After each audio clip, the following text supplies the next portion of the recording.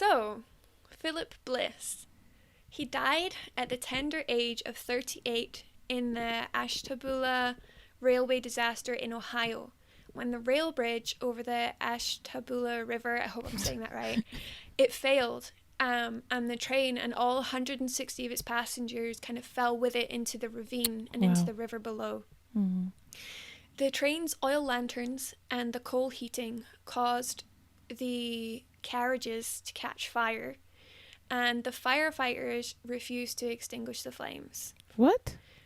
So the guy who was the chief firefighter was a bit of an alcoholic, and even when he was sober, he wasn't good in a crisis. Oh, So he wasn't the ideal guy to put in charge, and he kind of just panicked and was like, I don't really know what to do, and I don't want to tell them to like put the flames out. And there was I'm only blizzard. a firefighter. I know. There was like a blizzard and they were way down a ravine and stuff, so it was like a hard situation, but he waited too long. Yeah.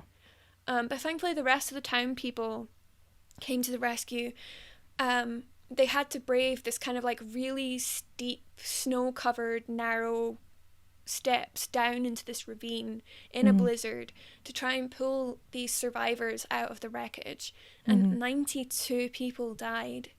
Some of them in the flames, some were like disoriented by the blizzard, so they got out, but then they couldn't see that far and they got confused and they ended up drowning. And some just died of like smoke inhalation and stuff later. Yeah, being on the fire. whole thing was just a tragic mess. Yeah. And as far as I could discover, Philip and Lucy was his wife, their bodies were never actually found. But some of their belongings were. And among those belongings was a hymn that Philip had been working on his journey.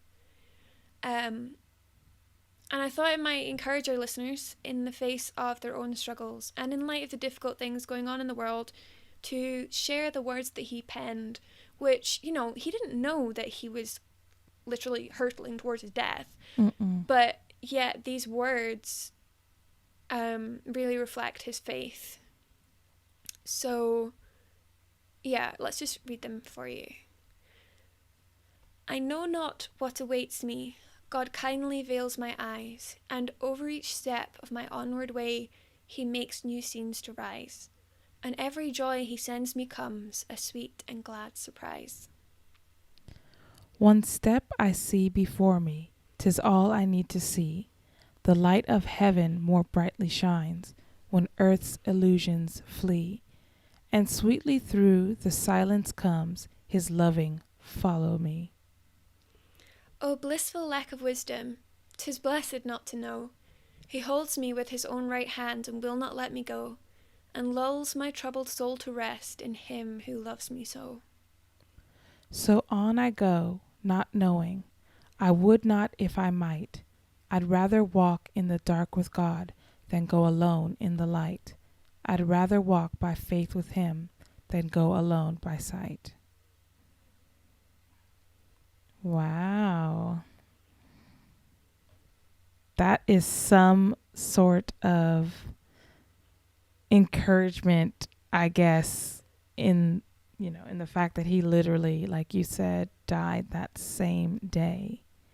I love the line, "Oh, blissful lack of wisdom, 'tis blessed not to know." Yeah, and I love the bit where he says, so I go on not knowing, and it's one of those things where you're like, oh, I know what happens next, oh no, but you're kind of like, yeah, I'm glad he didn't know.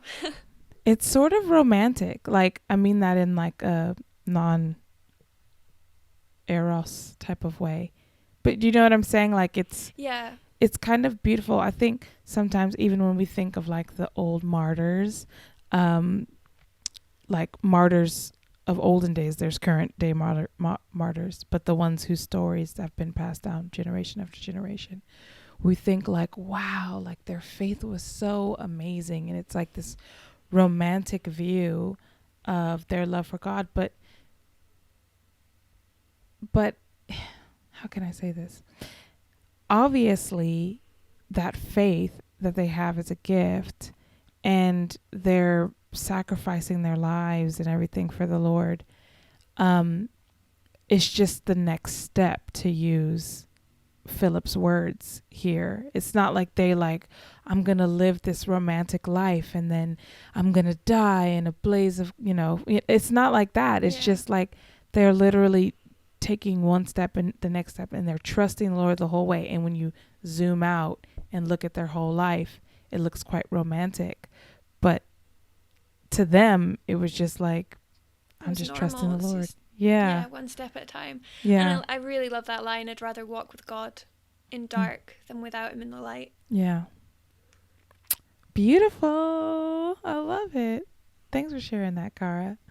I hope you enjoyed that bonus clip from the most recent episode of the Hymnpartial podcast. Make sure you go over to hymnpartial.com to sign up for our free weekly newsletter. And if you're watching us on YouTube, go ahead and hit subscribe and ring the bell so that you don't miss another episode.